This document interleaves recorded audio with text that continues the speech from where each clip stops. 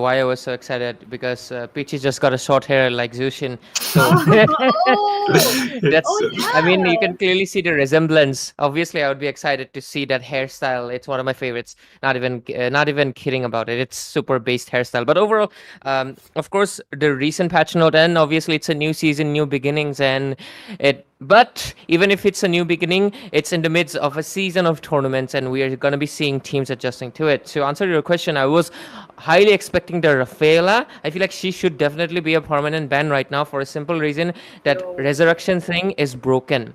Because Very. you imagine you take all your resources to take down the enemy jungler or marksman, and then boom, he's back. And the amount Yeah. of rage you'd feel, it's not even about like you'd actually lose your momentum like that. So I feel like Rafaela's, until that passive gets a little bit hit with the nerf hammer, she's not going to be seeing the light of the day into the land of dawn. Let's not jinx it, Ray. Let's not jinx that. No, it's Hopefully not about not. jinxing anymore. I feel like if you're a tournament team, Rafaela gotta go. She's basically Matilda 2.0 right now. And Yeah, talking about agree. Matilda, she's also still in the ban section. These supports are not gonna be seeing like the purple buff, orange buffs in their lives at this point. And one thing is, like, even after excluding the Rafaela and the Matilda, Florin didn't got any adjustments, so she is still overpowered at this point. And I wouldn't actually be surprised they prioritize the Florin if they go out with the utility jungler here. But as you said, the Rafaela, he has been, no, not he, she has been, because of the Change resurrection, gender. she has been, yeah, she has been quite broken, and she is the combination of Matilda as well as Faramis, let's say, because Faramis also doesn't have that resurrection cooldown quite much if he is stacked up. And we are seeing the Roger back onto the scene. Last year it was onto this time actually, because onto the MSC, like the MSC is about to begin, and the Roger is getting prioritized onto the gold as well as onto the jungle. So the it is kind of giving me the deja vu. Oh my goodness. Gushin has also got some adjustments, and here we go. They are testing it Oh, out. I told you. I need something new. Roger first pick. That's new. I love it. Gushin as You well. know, I just want to say something. Uh-huh. This is Roger skin propaganda, guys. Don't give in to it. They're trying to sell you Roger skin like every year. It's not a coincidence. Roger comes back in the meta during summer, boy. Don't buy into the propaganda. Resist it, guys. But yeah, jokes aside, nice to see this guy back because honestly, I have had bunch of maniacs and savages, so I'm kind of happy as well. And a lot of more junglers would be happy. So it is exciting. And to answer another question you asked me, Tami, what about Zushin? I am happy when she gets picked. It means she's strong. And right now, if she's completely not picked, more Zushin for me. Yeah. Oh, Lancelot, though. It's completely like the draft we were seeing a week ago. It is completely different to the draft we were seeing recently. It can be because of the screams, but most like the major reason is the adjustment, like we recently got the patch notes as well as the season change. Lancelot, Gushin, Chow, he hasn't got the adjustment, but still, he is one of the heroes that always makes his way onto the meta, onto the roam, as well as onto the EXP. EXP is kind of situational, but tanky build still works onto that Chow, and they are prioritizing the bans. And a Leslie ban is coming up from the side of Team Untitled. I'm not actually quite surprised because Leslie has also got some adjustments, and against the Roger, it can actually work out. Not against the Roger, but against the Bruno. So apparently, or Roger jungle.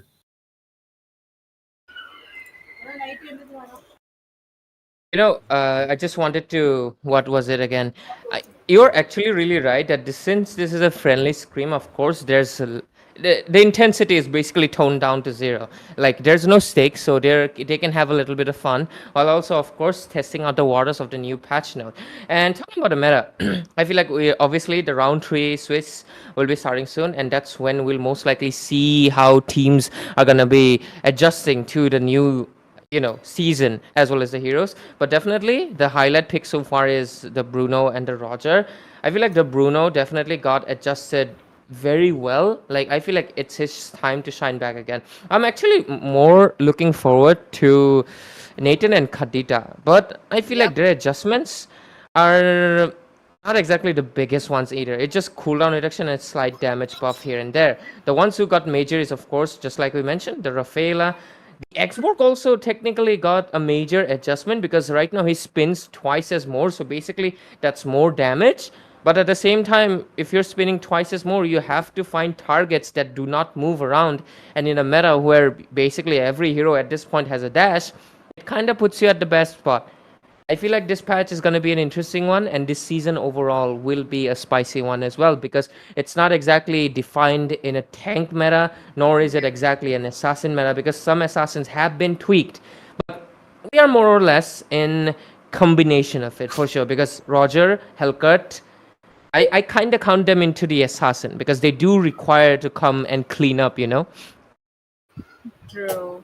And on top of that, let's not forget that Bruno, somewhere along the lines, I feel like, Bruno is the most loved marksman so far. They wanted him back in the meta. They kind of got him the Malefic gun as well. Just this was like months ago when Malefic gun was released, and now back again. There's a buff on him.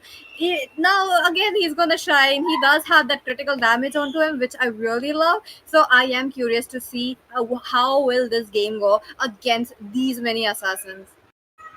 Oh my goodness, we are seeing the Kagura back as well. Interesting fact is Team Untitled's draft, it's completely the patch node dependent draft. So is Team Daaku Sena, excluding the Chow. I have already said, I tried out Uranus earlier. He is super broken onto the EXP lane. They are going out with the Hanabi against the Bruno. Not something we quite see often onto the scrim scene as well. Let's say they are just testing out the adjusted heroes that have got quite significant buffs. So the picks are kind of orthodox as well, but let's not underestimate both of the teams' potentials because at the end of the day, these are the teams who are onto the mythical leaderboard right now. True. I'm And just, I'm just loving the fact that this is Kagura Hanabi and they're paired up together. yeah, that's I'm good. not. Sorry, guys, I'm not into the Hayabusa Hanabi or Kagura Hayabusa propaganda, guys. I pair these two, all right, because Damn. you okay, I cannot say it with a straight face, but of course, ladies and gentlemen, welcome to the Land of Dawn. And this is going to be Mythic Showdown Season 1. This is a friendly scrim between Team Untitled and Team Daaku Sena. And this is basically going to be a best of 3 series to see which team comes out on top with the new patch. So let's see how is it going to be. And hey, Peachy. Of course, intercasting this, it's myself and Peachy, but Itami is going to be on the name sake. Oh, you're He's going to be on the cosplaying. host. Yeah, I'm You're cross. cosplaying Itami today, will but be backseating. Oli, Yeah. Oli first blood. Yeah, I feel like that might be coming in, but just lost his concussive blast, so I don't think Joker will be going down. But other than that, no first blood. A little bit of a good news for both the sides, though. But Kagura and Gushin, damn, I'm having fun. Agro-Gushin. It's been, I feel like, almost 3 seasons I've ever seen a Kagura and a Gushin fare up against each other. I think even more if we take into consideration, but okay, Gushin? Oh, that's a flicker. For a second, I was like, why does he have the, incadence? Yes, I remember the ultimate name. I used to main Gushin, guys. I'm also one of them. But oh, look at that. Uranus might just get taken down here, but he does Yeah. survive. But no, Kaimiku secures a kill, and Kazi also gets taken down. Wolf, Oh, gotta watch out from him. He's gonna go in, but no, Haitatsu dashes away perfectly. Now he was actually close near the dead door, but again, 3 kills into the hands of Team Untitled. I am loving this new Roger though. I'm really surprised because it's been such a long time and looking at it again. Oh, but wait a minute though, Daz gets enough bouncing ball. Daz gets interrupted. Pataki onto the back lanes will be going off without no ultimate. Haitatsu finds his prey. Joker moving away from the flicker. He makes sure he survives, but the front laners are still trying to not Haitatsu. No way he made that mistake. The troops are already in the front and he would be the first one. Not the first one, but in that fight, yes, could fall down. No, this is one of the things that I absolutely hate about the revamped Lancelot. Yes, it's been like 2 years since Lancelot got revamped, but previously he had the enhanced basic attack. But right now, once you're out of skill, basically cooldown, that's what happens. You're stuck inside the turret, hitting your basic attacks, not really able to kill it because Yes. yeah, you can see why it sucks, but overall, we're already seeing some engages coming in, and they are gonna just head back, taking up the turtle. But it's really interesting. For a second, I just realized that it's Haitatsu, the roamer. Yeah. He has switched Yeah. up lanes as well. That is interesting. But I also like Daki's name, Daaku Sena. She's like, at this point, it's Daaku Sena, guys, and I Yeah. agree.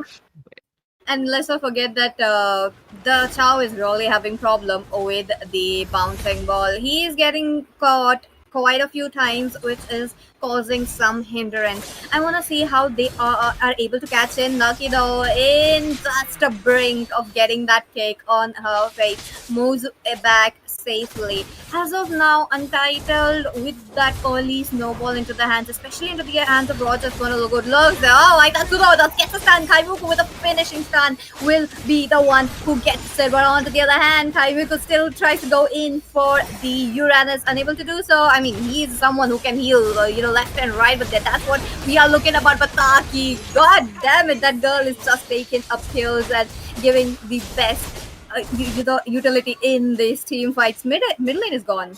Mid lane is definitely gone. You know, despite the unorthodox combination, I feel like the Kufra was a little bit of a, I would say, quite a serious pick, because if you consider the picks, basically the Chow, the Lancelot, the Gushan, that's basically three heroes that are immediately countered by the Kufra. I was honestly thinking they were gonna go a little bit unserious, but they are going all in and ham, because look at it, they are not really giving Haitatsu any chance. The bouncing ball is just proving too much for these three dashing heroes, pun intended, and right now they're just gonna struggle until, I'm not really sure when are they going to level up, because it's a Hanabi. It takes a long time, but into the bottom lane, there's the Higanbana given out as well. Jazz does sustain it out, but the damage might just be too much, because look at the Bruno dishing out the balls, but it's not enough either. And they're just going to, I think they should go back. Should they? They will. They should. Though, as of now, look at that. Just trying to get some replay coming in, but no, not in his cards. As of now, Daki will be the one with the finishing touch, and Danny on steroids will be going down as the second member.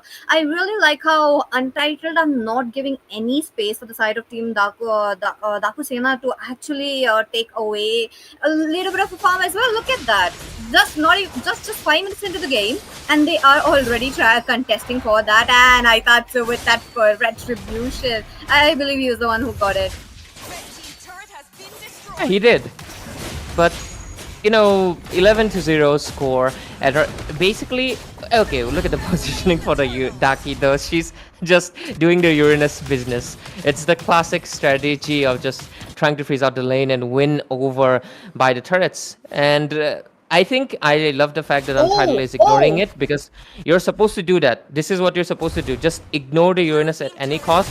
It does come at a price, but overall, there's an engage coming in into the mid lane. Oh, that Tyrant's Revenge does miss out, but Hanabi will get immediately like smothered, because obviously there's too much burst all over the map. We're seeing engages left and right, but Bruno over here caught by Jazz. But Jazz, you're not a damage how. Okay, they're trading a few blows. They're trading a few blows, but they ultimately decided peace is an option, and they go back. Both of them recall. That is hilarious, honestly. No way. Kaimuku just goes in though. I feel like Daki Sena would be the one who would be moving out safely, but Kaimuku is not leaving. Members are coming in one by one. That was the Joker as well as Ataki still dealing damage. The Joker, on to the other hand, bouncing ball. I really love how he's into the back lane, but no, he does get the kick. Shane will be the one with the finishing touch right here. Haitatsu the second one to fall down. They have to scatter back towards their base no matter what. Losing turrets, losing members one by one. And top of that, let's not forget, Haitatsu is on 0-5-0. 15-0 score. It's absolutely diabolical, despite the fact that this is just a friendly game. Untitled are not pulling any punches, and I feel like Daaku Sena should definitely be stepping it up onto game number 2. I know they're here for fun. That's the whole reason there's a Gushan and a Lancelot pick, something you'd never see even in current seasons. Yes, they have gotten buffed, but not to the point. But Kufra goes in with the Tyrant's Revenge, will get taken down by himself, but he does take down Daaku Sena. But overall, there's another kill secured. Shane dishing out a bunch of damage. Hanabi just cannot do anything. Gets disintegrated into the air. Oh, that football didn't hit. overall Haitatsu will survive, but still, only been 8 minutes into the game, only 1 kill secured, and that too by who was it? Was it okay? Kashi. It is by Gushan. It was by Gushan, but yeah. Yeah. And this is a fun game, but I feel like this is a little bit too one-sided, and I feel like Daaku Sena should definitely turn up the heat into the next game. Oh, they will. They are definitely, just testing the waters into this game. But, Revitalize used up. Daaku Sena trying to go back. He will be, recovering in no time. But they need to get some turrets. They need to get some kind of a, push. There's an assassin, which is a good thing. But he's going to get cornered out by Shane, though. So much damage. He goes and Shay out of these, range. But Taimika, though, he's there. One shot away. Oh, he gave up. He gave up. No way. No, oh. Retribution did not even use anything, just retribution on top of him. Like, that is humiliation over there. And I think he's also going to take down Daaku Sena. I mean, at this point, Daaku Sena is well aware. I mean, obviously, they know that at this point they can't really do anything. What was that? Daki, did you intend it to escape, or was it?